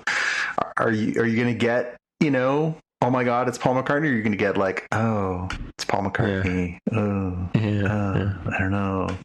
Well, yeah, but his band is really good. And I've seen him play like live recently. And he played with the Foo Fighters on, Saturday Night Live a few years ago, right? Like not that long ago, right? So, but yeah, and so Carol and I once won tickets to see Miles Davis at Massey Hall, and Carol always sort of says to me, it could be a Miles Davis situation because we had these tickets, we went down, we got all the way down to the theater, to the venue, and they said, I'm sorry, but the show's canceled, and the guy died like 3 days later. So, whenever she just sort of said to me, like when I was talking about the ticket, she said, it could be Miles Davis. If you don't go now, you may not see him again. It's true. Right? It's absolutely true. And I don't know. I saw the Stones too, like 3-4 years ago. And that was your first time seeing the Stones too, right? I know it last time. Well, I mean, I'm not I'm more a Beatles fan than a Stones fan, but yeah, I just wanted to go see it, and it's a spectacle. I'm gotta say, it's a spectacle. It's like going to the Grateful Dead because Grateful Dead fans, don't at me. But just throw Fish in there as well. It's You're going to make fan bases mad. Well, I mean, but in that sort of, my friend Mark on the More Than Just Code has seen Grateful Dead a number of times, right? But it's kind of like that kind of level of significance seeing a Stones show because there's a whole culture of people that just follow these guys around and love them and say what you will about the band. I mean, they're still going. Well, and I haven't heard. I saw the Stones once. I saw them in 1996, I think. Maybe 96. Yeah. With a friend of mine at. And Rod Wood's an amazing guitarist. And that was kind of, it wasn't obviously the original lineup because I've had a band member dead since the 60s. 96 you saw them? 96? Yeah, so you would have seen the same lineup, except you saw Charlie still alive. I think Charlie had just died. And it was a good show, and I really enjoyed it, and I'm glad I did it, and I'm glad. But like at that point, I remember distinctly being there, and it was like, again, it was a huge venue, like packed, like a hardcore Stones fan, multi-generational, because there was young people. I think I was 22. There was so many different generations of people there that were fans, whatever. Now you're getting like third and fourth generation fans, which is bizarre. But I also found myself at the time thinking like, they're kind of losing a step. It's kind of weird. And they've still been going for 30 more years after that. Like, it's insane that these guys are just these, like crazy that these guys still have the drive to do it and still clearly love it and are beloved. I don't know. Again, if it was the Beatles, you couldn't keep me away. I'm a huge Beatles fan. I don't really have the same affection for post-Beatles McCartney that I do for post-Beatles. Oh, I love I'm a Wings fan. And again, that's because of the era in which they were around and you were around and whatever else. I like Wings. They're fine. I like McCartney's solo stuff somewhat. I don't like all of Wings, but I mean, and McCartney, I've not listened. I mean, I've heard songs he's done post, but I mean, he's still putting out albums. And that's my concern. Is like, if I'm going to go see him, all I want to hear is like. Yeah. Oh no, it's Wings and it's all Beatles. That's what he's doing these days. Don't play me anything you did post 85. Like. He does a duet with John Lennon, right? Like he's got John Lennon doing the I Got a Feeling song. So John's on the screen doing I Got a Feeling, and then Paul is singing the other side of the other part of the song with him live. So that, I mean, I don't know if he does it all the time, but he did that a couple of years ago, and it just like the internet lit up, right? So, and again, if it was a John Lennon doing his sort of post Beatles stuff and his Beatles stuff, I would be there with bells on. If it was George Harrison, his guitar work, I would love to have seen live. I don't know. McCartney's just not it for me. It just never was. So, and yet I recognize, you're right. It's like getting the chance to see Beethoven or Mozart or. Agree to disagree. I'm sorry, but I agree to disagree. I'm glad you're going to go. I'm glad you're going to enjoy yourself. I will not. Yeah, so that said, I better look at my tickets for the David Gilmour movie to make sure I don't miss it, because I missed the. Are you going to be away for TIFF this year, right? You're going to be away for TIFF this year. Yeah, I'm going to completely miss TIFF this first year in a while that I have not been able to go to TIFF, unfortunately. I will be there right at the beginning of TIFF, and therefore will not be able to see anything, and then I'll be gone again, so. Popping in to see Alabama Shakes and then getting out of Dodge. Sherry has a small list of like bands she wants to see, and Alabama Shakes have always been on that list because they took a hiatus for a few years. They disassembled for a while and have reassembled and are back out on tour. So we're going to make the sojourn back to go see that in early September, and then we have one more show back that way, which is Dream Serenade, coincidentally, and at the end of October. And then you probably will not see me in the Toronto area for a while because it's going to be winter, and I'm not driving back there in the winter anymore, barring something unforeseen. Well, I'm going to buy a ticket on a Friday for this David Gilmour live at the Circus Maximus in Rome, because trying to get a David Gilmour ticket was like unobtainium last year when he came through. Well, now you have an Amex card, so you're all set. Oh, well, I mean, this is not, this is, no, I didn't realize it was a mailing list. I just joined the mailing list today, right? So, but no, it's just playing in the theater. It's supposed to be an IMAX, but they're not playing it in IMAX anywhere near here. I think the closest IMAX is like a bazillion miles away. Right? Did you see, I don't, we talked about this on the show. There's an article on CBC last week that they have already started pre-selling tickets to the next Christopher Nolan movie, which is coming out next summer, The Odyssey. He's doing Homer's Odyssey. How we went and saw a couple of the Nolan movies at the theater in Vaughan, which is one of the theaters that's equipped to play IMAX film. So he's shooting the entire movie in IMAX film, not just scenes, the entire movie in IMAX film. And so this is Nolan. The optimal experience to see this is to see it on film in IMAX. But there's only like 25 theaters on planet Earth that can do that, including there's two, I think, in Canada. There's Saskatchewan and Vaughan. I think are the only two in Canada. And so a year out, they already put the tickets on sale. Every single ticket is sold. And Xavier was livid that because he's like, I would have gotten on a plane if I could, like if I'd known. Oh, I can buy a senior ticket. Oh, to the Gilmour thing. Oh, that's right. Yes, you can. Were they checking ID for the last couple of years? Were they? Because I have a gray beard now, and I get asked very, very passive aggressively, "Are we eligible for any discounts today, sir?" Which is a nice way of saying, "Are you 65, you old fart?" Like, I'm a little bit away from that, like a teenager's worth plus, Okay, so here's the deal. It's like $17.99 for the ticket, and then it's $2.34 in fees. The fees, yes, because they've now added in the booking fees because they didn't get enough from you before. That's their way of basically trying to make back their money on COVID. Oh, I have 1739 points. I could probably get in for free. Do you know where they don't charge those? Where? Here at the Atlantic Cinemas in scenic Woodstock, New Brunswick. Fees? No. Huh. You can't pre-book tickets. Let's see if I can get to see this. Oh, I can see it for $17.39. I have collected 1739 points. I mean, I could see it for free. Yeah, the hell. Proceed. Oh, $2.94. It's going to cost me $2.94. Please stand by. I want my free ticket. I said, no, I want my free ticket. Well, no, I don't have enough points. So add payment card. Oh, payment card? I mean, I got to go. Alrighty. See ya. Bye. See you next week. Okay, see ya. Bye. See ya? Well, hear ya. Hear you next week. Hear you next week. Yeah. Okay, bye. Hopefully with our good friend Jaime Lopez Jr. Who? So check the pattern buffer because he's in there somewhere. Okay, all right. Goodbye. See ya. Bye.